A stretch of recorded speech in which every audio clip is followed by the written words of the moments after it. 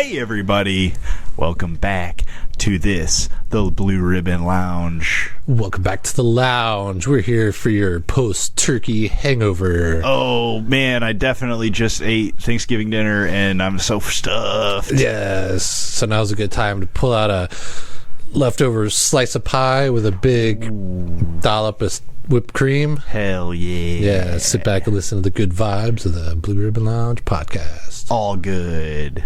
All the time. You ever have homemade whipped cream? Yes. I feel like it's way better.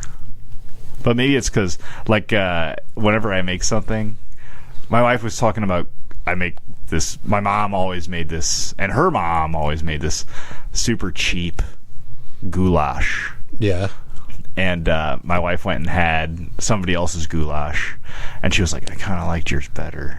And I was like, yeah, it's because I fucking make that shit with love. Yeah. It's not about the ingredients. It's not how complicated a recipe is. If you're making that shit for your loved ones and you're having fun doing it, man, that shit tastes delicious. Yeah, it always comes out better. Like when I make myself a peanut butter and jelly. Oh, boy. Not that good, but when my mom makes me a peanut butter and jelly, oh, that's delicious. Yeah, you got to get that peanut butter on both sides. Oh, for when you pack it away for your school lunch, so the bread doesn't get soggy. Boys, yes, that's like Lunchable, or what are those? Uncrustable. Uncrustable. I kind of like the crust though. I always like the crust on bread, and I would like bite it and tear it off all the way around, try to see how far away around I could get it. Oh, okay. You ever do that? No, but that's a good idea. It's like a little mini game. Yeah, you got to make your life mini games. Yes, little things for excitement. Yeah, like how many times can you hit that like and subscribe, baby? Bing bong. Bing bong. No, do whatever you want. Ring that bell. Hey, before we get into it, Dave, I just wanted to shout out to some local QC time traveler stuff going on. Yeah. The Festival of Trees might be over, actually. I may have dinged that up. But the wife made a tree for the Festival of Trees. And it's a fucking... You go to Festival of Trees? We went to the parade. Oh, okay.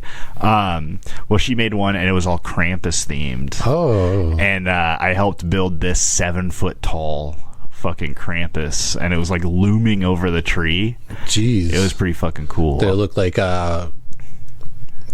Jason Deathstitch? Yeah. Oh, well, they were trying to get him to go, but this year they sold out of tickets for the opening night or whatever. Oh, okay. I guess it's still a pretty big deal down here in the old QC. Yeah. But if you're hitting up Festival of Trees, if it hasn't ended yet, check out the Krampus room. Yeah, maybe put a bid in for it. Yeah, lots of money. Yes. For those Quad City Center for Arts. Something. I think is what it is. And then we got the Quad Con at the North Park Mall coming up. Oh, okay. December 5th, I think. That'll be coming up this weekend. Yes. And that's where we did our first Out and About podcast. Yeah, it was. Yeah, I think I'd like to do that again sometime. Probably not this coming one, but right. Yeah, that was fun. That was the metal car show guy. Yes, John Wells. Yes. Yeah. I mean, that was my favorite part because I love that guy to death. Vintage Torque Fest. Yes. The other one was Iron Invasion. Yeah. That's the one I helped with. Well, I helped with Vintage Torque Fest too, but yeah, he does a lot of great shows all over the Midwest. So if you see a Quad Con coming to your area, go check her out. Yeah, it's always a good time.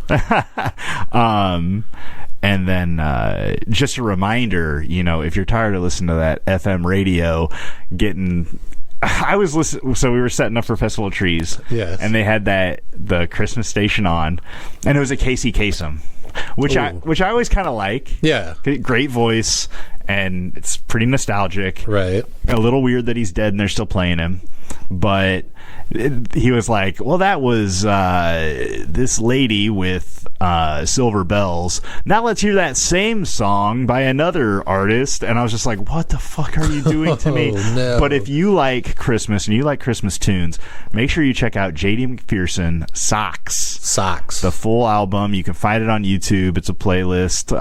If I remember, I'll link it below. Or you can check out our Facebook page, and I'll probably post a link to it or maybe some songs here and there while we're heading into the Christmas season. That sounds good. Yeah. Do you have any holiday traditions, Davey? Holiday traditions. I always like to watch The Crow while I wrap my presents. Oh, okay. That's kind of interesting. Yeah, because it's one that I've seen the most out of all the movies, and it's my favorite movie. Oh, it's your favorite movie? Yeah, and so... Have we ever done favorite movies? We did top 5 albums, but... Yeah, I don't think we've done favorite. We did, like... favorite horrors and stuff. Yeah, recommended horror movies. Is The Crow a horror movie, or is it more like an action? It's action. I'd say it's action. Okay. But it is like it's a Halloween movie because it takes place on Devil's Night. Oh, really? I didn't know that. Yeah, which is the night before Halloween. Yeah, that's cool. I don't know if I've ever watched all of them or any of them all the way through. Oh, the first one, it's the best. Okay, I'll check it out. Yeah. I wonder if it's streaming anywhere. You talk while I look that up. Check it out. No, it's Brandon Lee. It's his last movie because he actually perished during the filming of the movie. Can you tell? If you're looking for it, because it was back when CGI was new. Oh. So there are some parts where like they cut him out of like walking into a building, but then superimposed him in an alley.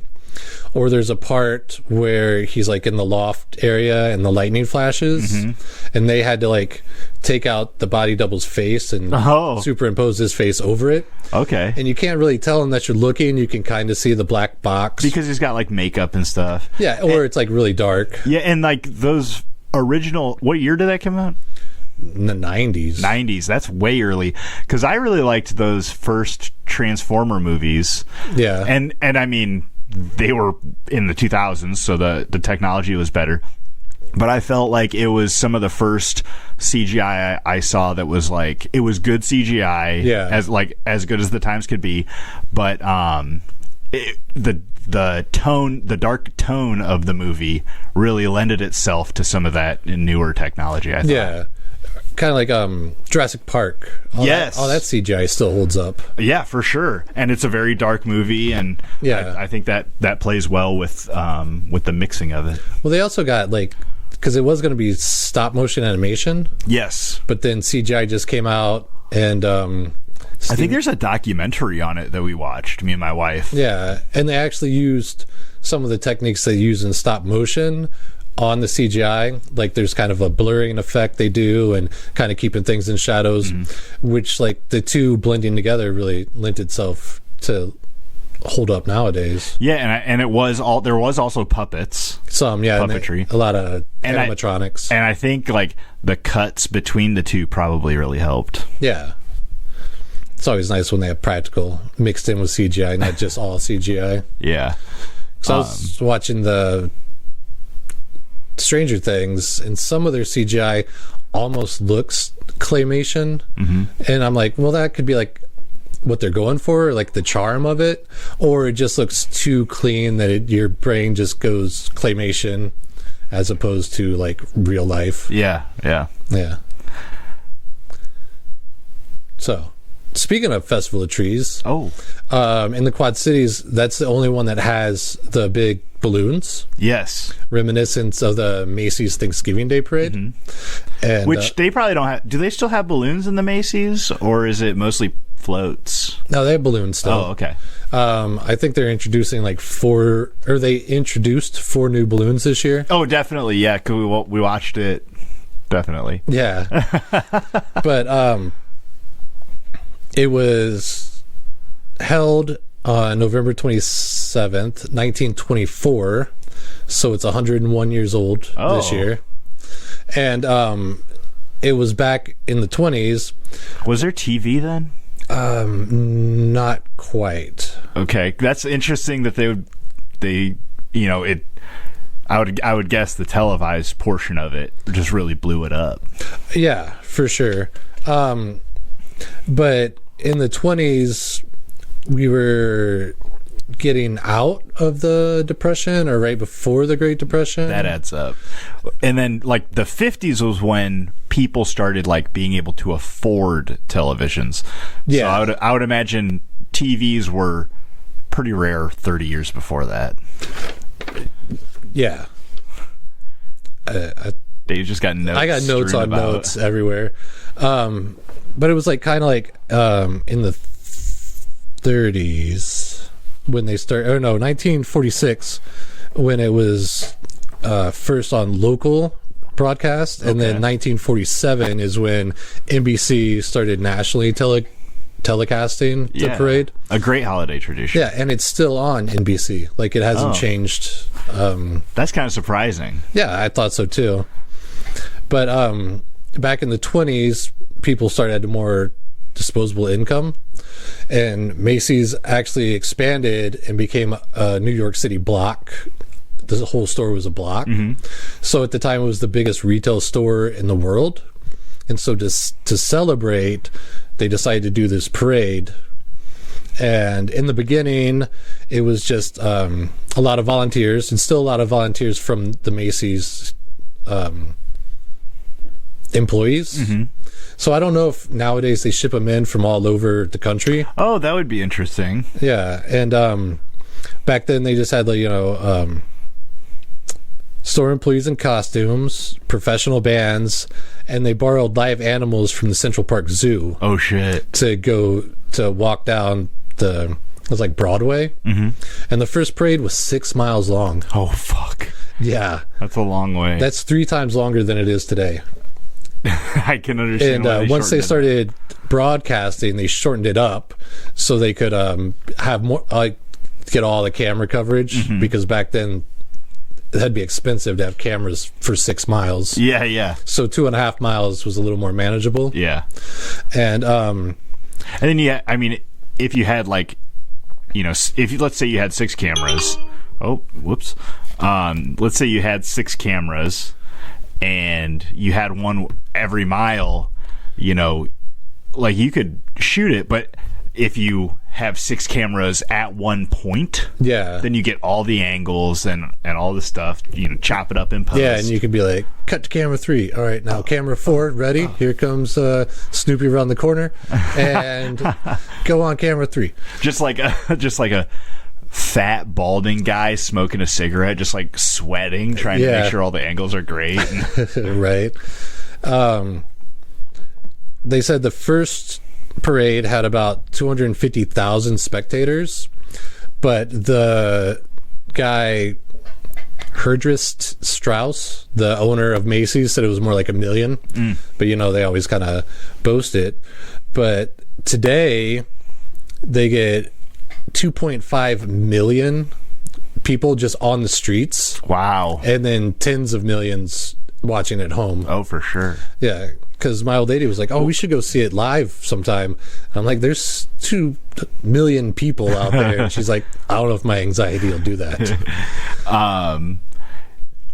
And I bet those numbers are still pretty high, because that's got to be on terrestrial radio, right? Like, a lot of people are cutting that cable cord. Yeah. But you can still get it with an antenna. You can get it with an antenna, and you can, I think this year was Hulu. Oh, okay. And Hulu / live TV or whatever, however you stream that. Yeah. Yeah. The animals were scaring the little kids. So then they wanted something to replace the zoo animals that they were borrowing. I imagine they just had like lions on leashes and shit. That's what I was thinking too. Or just elephants and giraffes walking down the street. Those would make more sense walking down the street. And then like maybe like some tigers in a cage that they're pulling with horses or something. Yeah, something like that.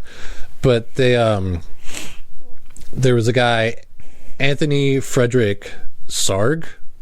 But I was watching this documentary, and they kept calling him Tony Sarg. Kind of like Tony Stark. Tony Stark, yeah. But he was a puppeteer back in the day, and I guess he was known as the father of modern American puppetry. Really? Yeah, they actually not Frank Oz or Jim Henson. Yeah. No, because this was before. Like, he was an influence on this guy Bill Bard and Jim Henson, because they say like he's lesser known than the people that he influenced. Oh, okay. That always kind of adds up. Yeah, but he also was an inventor and a toy maker. It did a lot of designs for furniture and just like fabric designs. Oh, interesting. And Strauss hired him to do their window display with all the animatronics and puppetry and stuff. Yeah, because that used to be a huge thing. You know, you'd go walk down your downtown district, and like your Sears Roebuck would have, you know, a train or some animatronics, like a Santa workshop or something. Kind of like that first scene in A Christmas Story. Yes, yeah. Where they're all pushing their face up against the glass to see all the moving parts and look at toys and stuff. I should make my wife do that sometime. Do a window display? Like a traditional type one, because I mean she's got window displays all the time. Yeah, well, like a traditional one that doesn't have like as much merchandise. Right. I just found out that in Galena they do a walk where all their stores have Christmas displays. They call it the living display. Oh, that's cool. So they'll have like a real Santa Claus sitting in there, or like people like baking cookies or like doing stuff like that. That sounds really nice. Yeah. But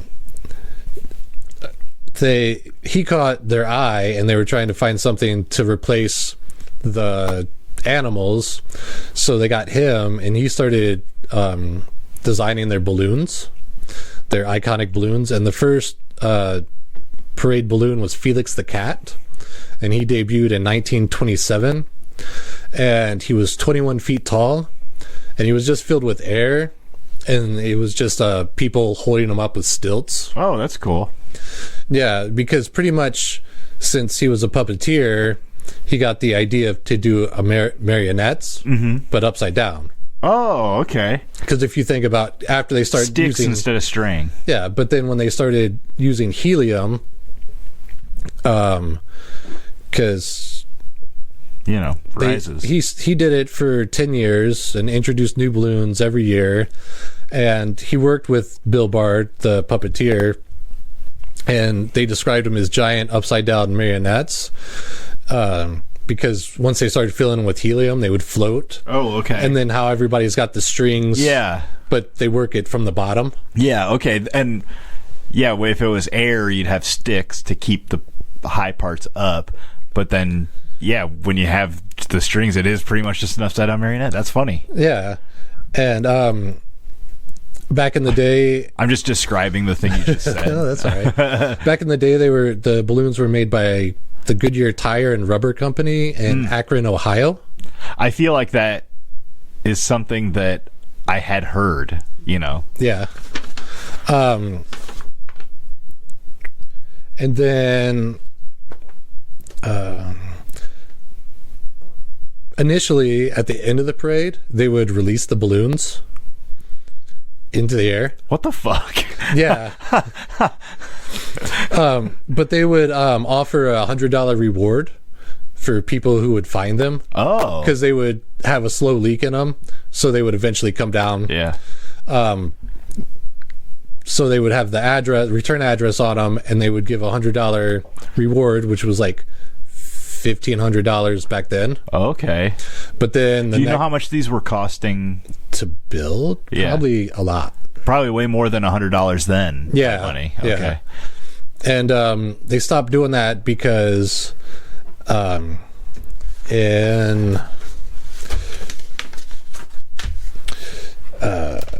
that was in 1931. There was a pilot, Colonel Clarence E. Chamberlain, who snagged one of the balloons with the wing of his plane, and then brought it down and got the reward.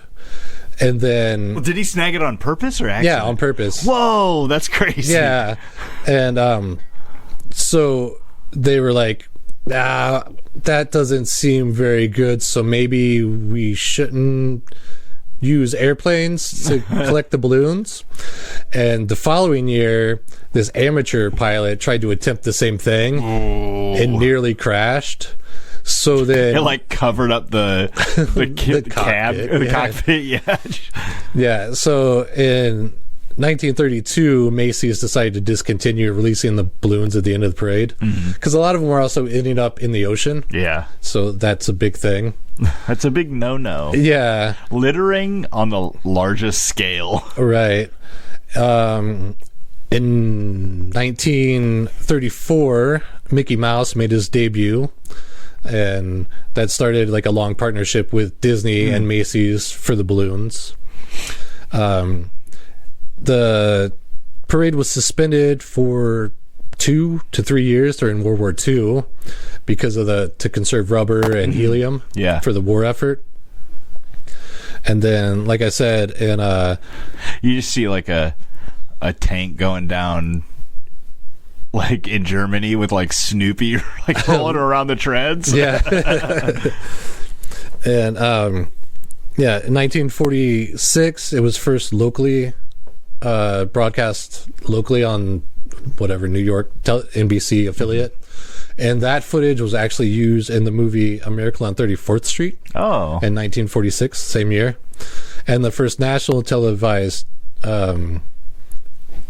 telecast was 1947, which cemented its place in the America lexicon. Okay. And it's actually tied as the second oldest Thanksgiving Day parade. Really? Yeah, there is the American Thanksgiving Parade in Detroit, but then the oldest one is Philadelphia's Thanksgiving Day Parade. Oh, do you know if either of those are still going on? I think they might be, because it was saying that it's televised on every NBC affiliate, except in Detroit, they get preempted so they can televise their own parade. Oh, that's cool. Yeah. And out of all the years, there's been a couple mishaps. Ooh, doggy. Well, yeah. Well, hold on a second. Well, today, the balloons are made in a former Tootsie Roll factory in Hoboken, New Jersey. And they're made by the Macy's Parade Studio. So they make, they start with like... They got so big that they were like, we're just going to make them ourselves. Yeah. They started like a business around it. Like, right, that's yeah. Cool. Yeah, because they were made in, Ohio. Mm-hmm. And then they were made in North Dakota for a while. And now they're made in New Jersey. And they also make all the floats and stuff there. And they make them so that the floats can collapse to go through the tunnel. Oh, okay. And then they pop them back up, once they get to where they prep everything for the parade. That would be kind of cool to watch. Yeah. And it all starts obviously with a pencil sketch, and they get aerodynamic and engineering consultants to assist with the calculations to make sure the balloons will fly properly. Mm-hmm. And then each balloon has several chambers and an inflation device. So like if the head pops, the rest of it won't pop, okay. Or an arm pops. Because those are probably all things that have happened. Yeah. And they have like a high pressure valve and an inflation device, and they go through a flight, inflation, and deflation test run, and then cosmetic adjustments are made, and it takes about a year before a balloon is like proper, like I don't know if they do certification, but they test them for a year before they're actually debuted in the parade. And the dimensions vary, but most are about 5 to 6 stories high, somewhere around like 60 feet long and 30 feet wide, and each balloon needs around 90 handlers. 90? Yeah. Wow. Yeah, and they're also tethered to 2 800-pound like utility vehicles. So if anything were to happen, they're not going to fly away. Yeah, it's like I just imagine like there's one that they overfill or something, and like all the people are like holding on for dear life, yeah, just like floating away with on their tippy toes, Bubble Boy style. Yeah. And there's been mishaps over the years. Mighty Mouse collapsed during strong winds in 1956. In 1985, Kermit the Frog got so rained down that he deflated and they had to carry him. Sonic the Hedgehog in 1993 ran into a streetlight. Oh, okay. And part of it broke off and injured an off-duty police officer.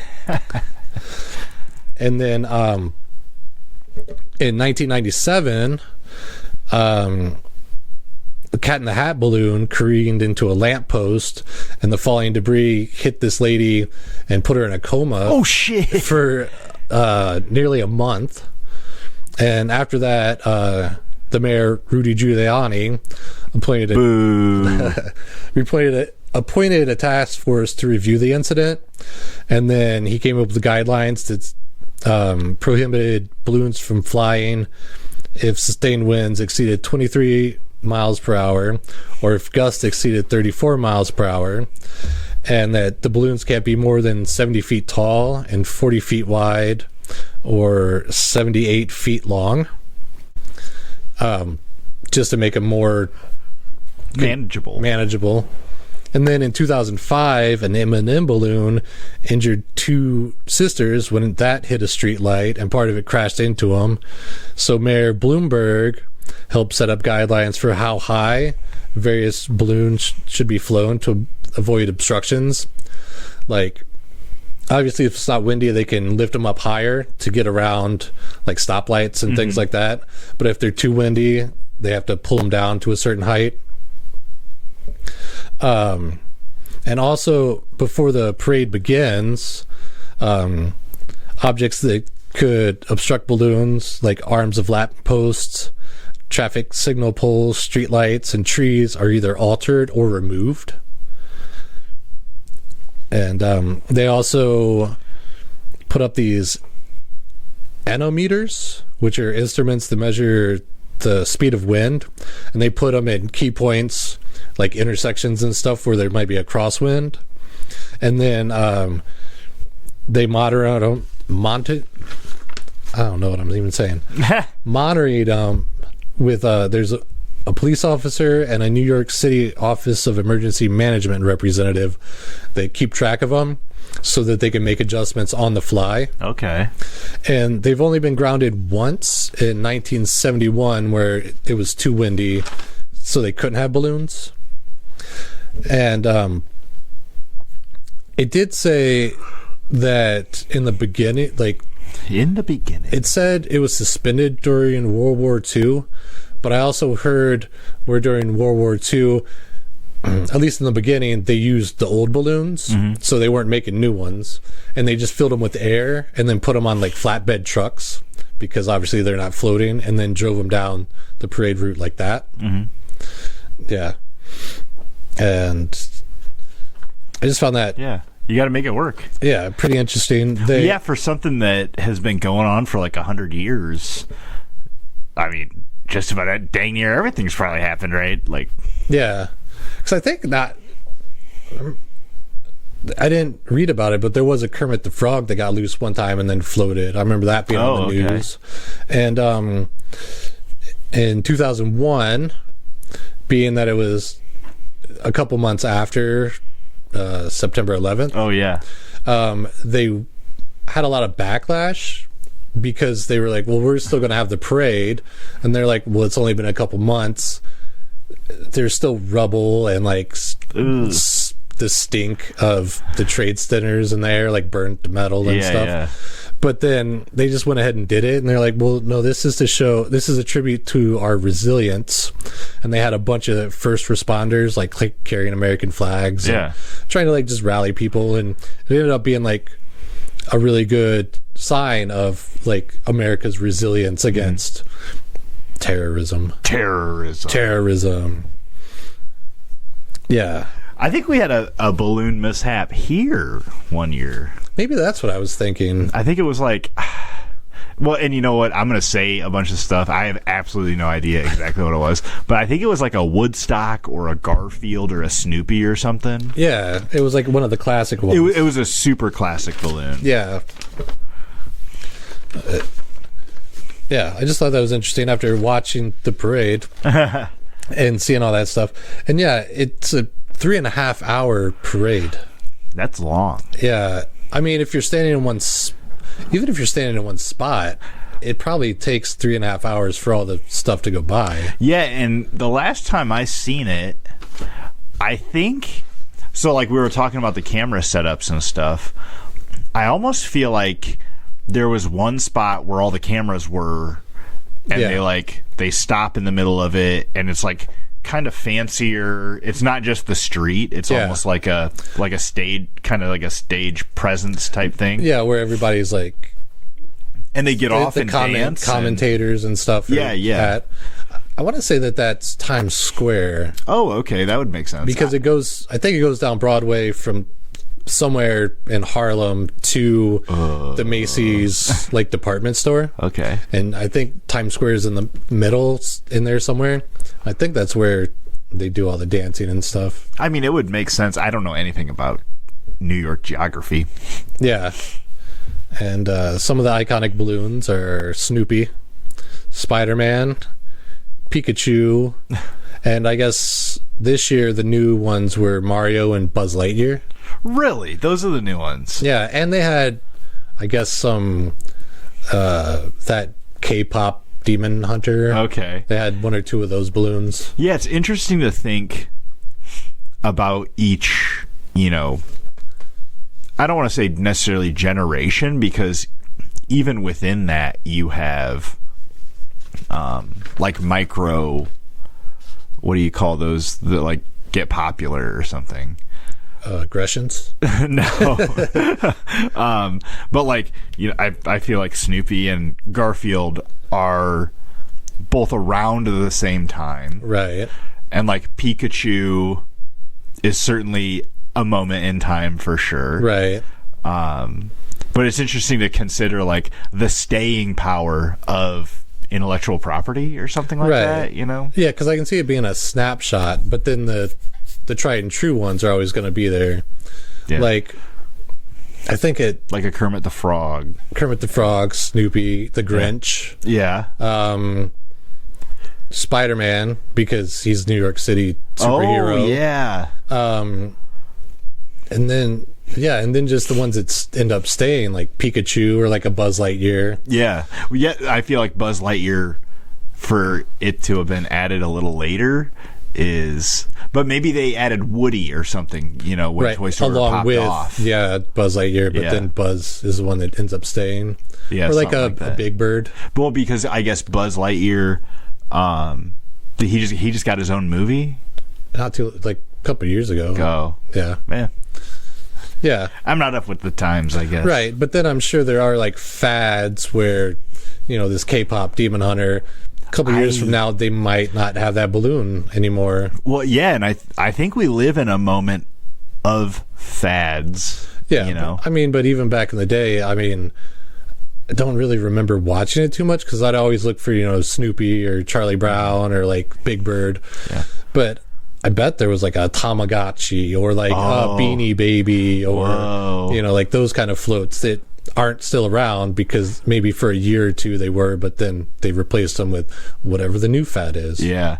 I was watching a short on the internet of Gwar. Yeah. And do you watch SNL? I do. Do you know who Sarah Sherman is? Well, I don't watch new. I guess I haven't seen it in a while. Well, there's a good comedian on there, Sarah Sherman. Yeah. And she's kind of like a weird hipster looking girl. And she got to be on stage with Gwar and killed. Okay. And like the caption from Gwar's social media was Sarah Sherman dying the way she lived, being killed by Gwar. And I just thought that was a great one. But Gwar, like in their tours, they kill the president every time. And I think they did like Elon Musk, and maybe they do some other famous people too, here and there. Yeah, because I know I've seen them when they did Biden and Trump. Yeah. And then the last time I saw them, they also threw in Taylor Swift. I had heard that. I didn't see that one, but I'm like, where do they keep these things? They're a big band and they have a crazy stage setup. Right. But it's interesting to think that somebody is like making this shit for them. And then they gotta like, did they make a new Donald Trump for this term, or did they just dust off the old one? I don't know. Yeah, that's because however many shows you do, that thing has to get worn out. Oh yeah, so they might have to make a new one, or they just like patch it up. And that would be their style. Yeah. But yeah, you're talking about all these new innovations in parade balloons. Yeah. I wonder how many. Well, and then also letting them go and they end up in the ocean. I wonder how many Snoopies they've made. Yeah. There might be like a warehouse of just like old balloons somewhere. Yeah, and maybe they use the same one for like 2 years or 5 years in a row, maybe until maybe new technology comes out or something. Yeah, and then I wonder, like, our local parade, I wonder if those are like some of those rentals or hand me down. Yeah, Macy's. Yeah, like Macy's has Iron Man when it's popular. Yeah, but then later it. The next year it gets passed on to like the next biggest city, and then the next smaller city, and the next smaller city. Yeah, because at our parade we had Kung Fu Panda, and I mean, when was the last time he had a movie? Yeah, for sure. Yeah, that's funny. And then after the Macy's Day Parade, you got your Westminster Dog Show. Is that? I don't know if it's Westminster, but that's a Thanksgiving. I think so. Yeah, and then you always have your football. Yeah, and definitely the Dallas beat the Chiefs. Oh yeah, and definitely it was like a blowout. Yeah, for sure. Yeah. And then the Lions definitely beat Green Bay. Usually. And then I bet the Ravens beat the Bengals. Yeah, I don't know. That's definitely don't look it up. That's definitely who they played. Yeah, it was probably It was 17-6. I don't know. Yeah, they didn't get that extra point. Yeah, they just got 2 field goals. Yeah. And I was kind of, I don't know how I stumbled into it, but like I was looking up like how many houses burned down from like turkeys and stuff. Oh yeah, that's like an America's Funniest Home Videos special, right? Like right around now, AFV is gonna have like just a bunch of old dudes dropping turkeys into boiling oil and it catching on fire and spilling, trying to use brooms and coat hangers to drop it in there, or like somebody pulling a turkey out of the oven is just fucking burnt up. It's on fire. And then you have your NFL games, of course. Yeah. And I stumbled into in Thanksgiving Day, 1900. Yeah, even. The November 29th, Thanksgiving Day, they were doing an annual game between. Because I don't know when the NFL started, but I think it was after 1900. You look that up while I talk. So college football was the bigger thing. Yeah. And so they were doing the college Stanford against the California, which Stanford I believe is in California, and then the California Golden Bears. I think that's like a state school, and it was a major rivalry for a while. And President Hoover started this kind of series between the two teams in 1892, and neither team had a stadium big enough to like host this event. Yeah. And so they rented out a former California Baseball League field. And I guess it's at 16th and Folsom Grounds, but it's an industrial park. So it's like a baseball field surrounded by by huge warehouse factories and stuff. 1920. 1920 was when the NFL started? Yeah. Okay, yeah. So, I mean, college football was the football then. Yeah, and I think football used to be kind of like wrestling, where there was regional professional teams, a bunch of different, so like the Browns would play the boot kickers. Okay. Teams that aren't around, but they were professional, but they were all like fractured. Yeah, like the next step out of high school or out of college, but not necessarily within the NFL. Yeah, because NFL it hasn't started unified yet. everything. Yeah. Kind of like the WWE. Or E. Yeah. And so this stadium, they rented out, and tickets were $1, which was like $40 back then. Yeah. Which you say it's $1, and then you realize inflation is crazy. Yeah. But not everybody had that kind of cash, right? And also, maybe it sold out or something. I don't know all the exact details, but next door was this glass factory that it kind of just was getting started.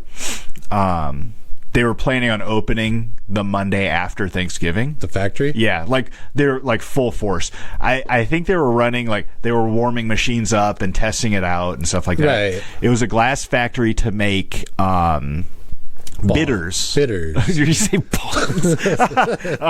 To make bitters, which at that time weren't necessarily used for drink making. Okay. It was more like a snake oil thing, where like you drink this shit and you get, I don't know if they necessarily had alcohol in them, but you get a little buzzed. But they did have like laxatives, spices and laxatives. Okay. And so you'd like shit yourself. And it was like, you get a little buzz from maybe a little bit of alcohol in it, and then you shit yourself, right? And so you feel better, and like you're expelling the bad stuff. It's kind of like a tincture. Yeah. And so they were running. They were like operating, but at a limited capacity. They had like 3 furnaces, but they were only running 1 to start up, right? And a bunch of spectators that couldn't afford tickets saw this glass factory, and it like had like the perfect roof at the perfect angle, right? And they were like, we want to get up there, the perfect height, so they could see over. Yeah. Okay. Like those apartment buildings around Wrigley. Yeah. Except not like meant for it, but right. So, and then even while they were setting this up, the football, or like Herbert Hoover and like whatever the group was that was putting on this football game, I don't know if they paid them money or paid for like a fence, but they ended up having like an 8-foot tall fence with barbed wire on top, because they were like, we don't want people seeing the show without paying their money, right? And can't have anything for free. Yeah. And they did have security there and a couple of employees working at the time, but hundreds of fans who didn't buy tickets got into this factory area. Yeah. And what they did was they were digging holes under the fence. Okay. And then sending kids in to go unlock gates for the adults to get in. All right. Right. Smart. So like dads and sons, and maybe just kids that like football, that maybe high school kids or something. So like hundreds of spectators crawled up onto this roof. Yeah. And for reference, the roof was rated to have a structural integrity of like 40 pounds per square inch. That's... So if you think of like a person is like 1 square foot. Roughly, yeah. Yeah. And then they're up there hooting and hollering and getting ready for the game. So that's still like 400 pounds per square foot? Maybe 10 pounds, 40 pounds per inch. Yeah. So 480 per square foot. And maybe that math I heard is wrong, but even it's rated for maybe some snow. Probably not even, because it was in California. Right. So there's a bunch of people on this roof. And that was also 1900s, where just because it says it's rated doesn't necessarily mean it is. And then so, like, as this is happening, the factory workers were, like, calling the cops to, like... So as these people are getting in, it's way too many people for the, few security guards. Right. They probably got overwhelmed. Yeah. And the security and the employees are trying to call the cops, and they're giving them the runaround. Right. And like, the police chief was at the game. Okay. Yeah. And one of the employees was supposedly walked over there and was like, I need to talk to the police chief. And they're like, you got to buy a ticket. Yeah. And then it's like, can you tell him a message for me? Like, no, I'm busy. Right. And I'm sure, if there's a big crowd, everybody gives him a penny or something. He's like, I made 50 cents. Go ahead, guys. Yeah. And then, so, there's hundreds of people up on this roof. 45 feet beneath them is a forge holding like 15 tons of molten glass, burning at 3,000 degrees Fahrenheit, about a third of the temperature of the sun. Oh, jeez. Isn't this, because I'm picturing the structure, isn't it kind of like almost like a pole barn? Yeah. It's like just a shell, and then the factory's inside, like this big furnace is inside of it. Because, like, it's essentially a shell because it's meant to keep rain off, as opposed to, like, support a next story. So 20 minutes after the kickoff, as the San Francisco paper put it, the roof gave way its burden of humanity. Oh, what a dramatic good journalism. But the roof collapsed and over 100 people fell 4 stories to the floor. Hitting joists and beams on the way. Down to the brick floor. Many of them fell directly onto the furnace. Oh, and it's like the sun. Falling onto the sun. So instead of falling into like a giant vat of molten glass, the glass like furnace had a brick top. So they fell like just under 45 feet onto this brick oven. Like 20 or something. Survivable. Oh, well, probably more like 30. Okay. I don't know. But I don't know the exact numbers. But, potentially breaking bones, hitting your head and being knocked unconscious. And you're on top of this, like, oven-like structure. Right. Out of the frying pan and into the fire. Yeah. Pretty much exactly. And even if you fall and break both of your legs, then you got to crawl across this boiling hot brick furnace thing. And then as some of these spectators are falling, some of them hit the fuel lines for the fires. Okay. And boiling hot oil starts spilling down. And then so that's landing on people. It's hitting like a Final Destination or something. So this hot boiling oil is hitting this hot surface and engulfs into flames.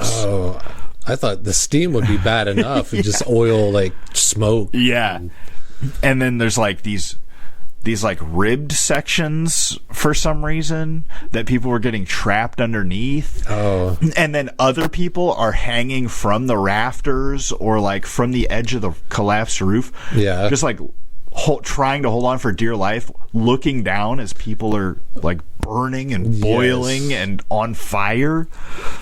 And the few workers that were in the factory that were trying to get the police to, evacuate the roof.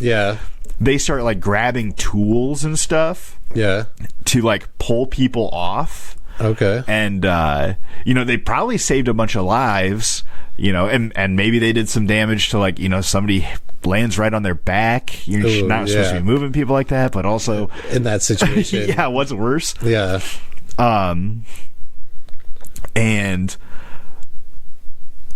many of the deceased were burned so badly they were only able to be identified by their clothing or scattering of belongings. Oh.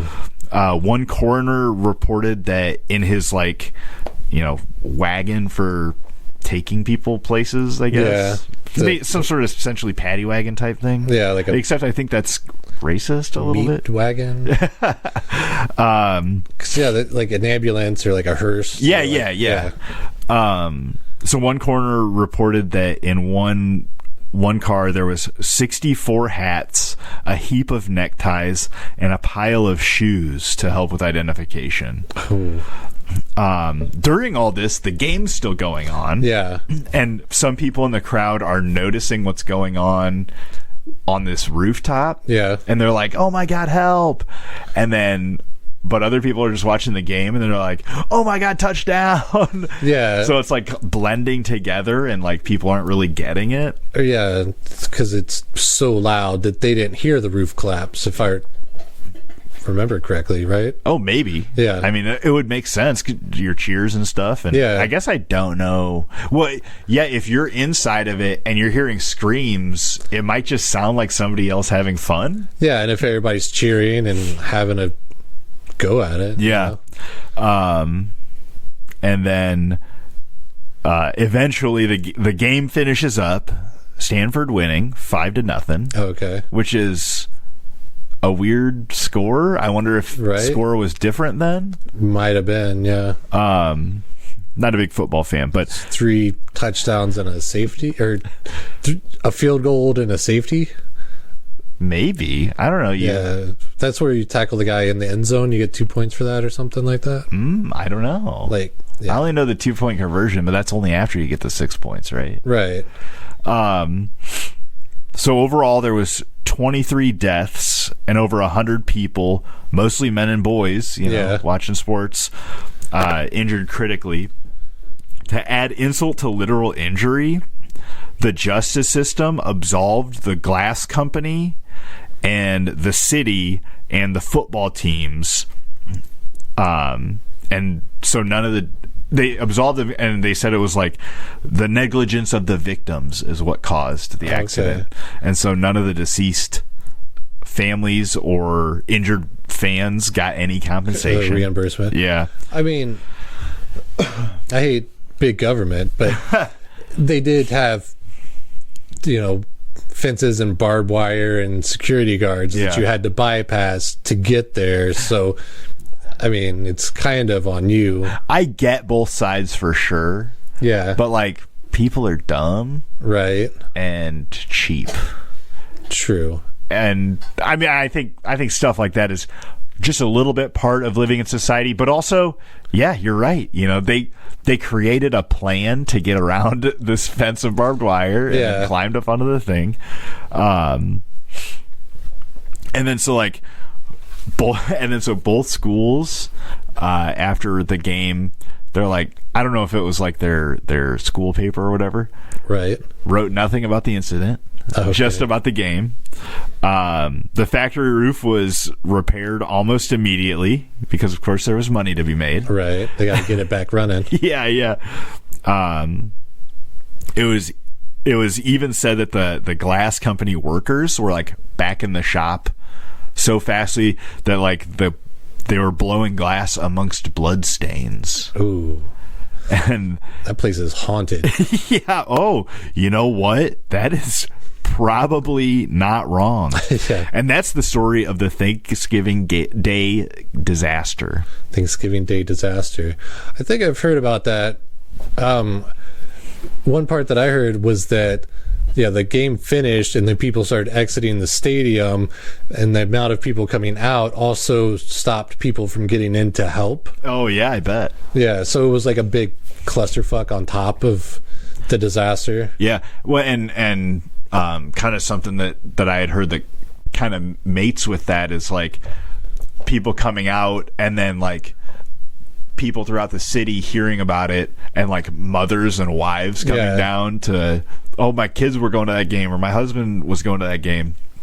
And then, you just had this mass of people, and probably a lot of looky-loos and stuff like that. Yeah, for sure. Gawkers. Rubberneckers. Well, back then, you don't have TV. Yeah. You got to do something. Yeah, and if you're not, in town for the Macy's Day Parade, what are you going to do? Right. Well, that was actually 20 years later, but... Oh, right. Yeah. I was thinking about old Thanksgiving traditions, because, when I was a kid growing up, my mom's family was pretty big, and so I had a lot of cousins, but my family now was kind of so spread out. My brother and sister are so much older than me. My mom's kind of sick. My dad's dead. Yeah, and I got no grandparents. You ever break a wishbone? Yeah. My mom used to save it in the windowsill and let it dry out. Hell yeah. Yeah. I was just thinking about Thanksgiving's a lot different now. I feel like I'm more inclined for like a Friendsgiving than a family gathering. Yeah.